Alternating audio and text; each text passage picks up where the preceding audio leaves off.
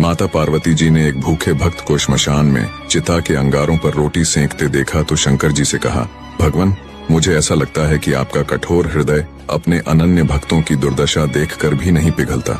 उनके लिए भोजन की उचित व्यवस्था तो कर ही देनी चाहिए। महादेव ने हंसते हुए कहा, शुभ है, ऐसे भक्तों के लिए मेरा द्वार सदैव खुला रहता है, पर यदि कोई वस्तु दी भी जाए तो उसे स्वीकार नहीं करते, कष्ट उठाते रहते हैं। फिर ऐसी स्थिति में तुम ही बताओ मैं क्या करूं? माँ भवानी आश्चर्य से बोली, तो क्या आपके भक्तों को उदरपूर्ति के लिए भोजन की आवश्यकता भी अनुभव नहीं होती? शिव जी ने कहा, परीक्षा लेने की तो तुम्हारी पुरानी आदत है। यदि विश्वास न हो तो तुम स्वयं ही जाकर क्यों न पूछ लो, परंतु परीक्षा में सावधानी रखने की आवश्यकता है। भगवान शंकर के आदेश को देर थी कि माँ पार्वती भिखारिन का छद्मवेश बनाकर भर्तृहरि के पास पहुंची और बोली, बेटा, मैं पिछले कई दिन से भूखी हूँ, क्या मुझे भी कुछ खाने को देगा? अवश्य।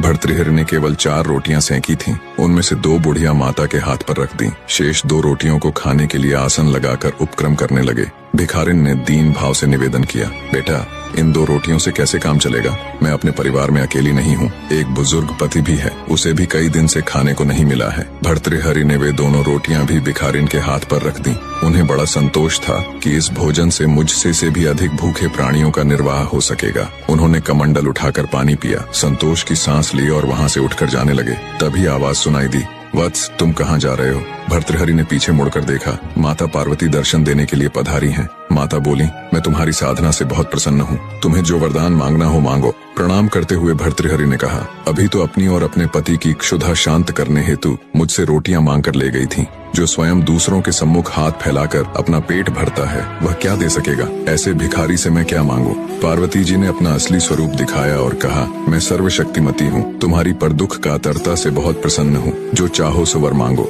भर्तृहरि ने श्रद्धा पूर्वक जगदम्बा के चरणों में सिर झुकाया और कहा, यदि आप प्रसन्न हैं तो यह वर दें कि जो कुछ मुझे मिले उसे दीन दुखियों के लिए लगाता रहूं और अभावग्रस्त स्थिति में बिना मन को विचलित किए शांतिपूर्वक रह सकूं। पार्वती जी एवं अस्तु कहकर भगवान शिव के पास लौट गईं। त्रिकालदर्शी शंभु यह सब देख रहे थे। उन्होंने मुस्कुराते हुए कहा, भद्रे, मेरे भक्त इसलिए दरिद्र नहीं रहते कि उन्हें कुछ मिलता नहीं है, परंतु भक्ति के साथ जुड़ी उदारता उनसे अधिकाधिक दान कराती रहती है और वे खाली हाथ रहकर भी विपुल संपत्ति वालों से अधिक संतुष्ट बने रहते हैं।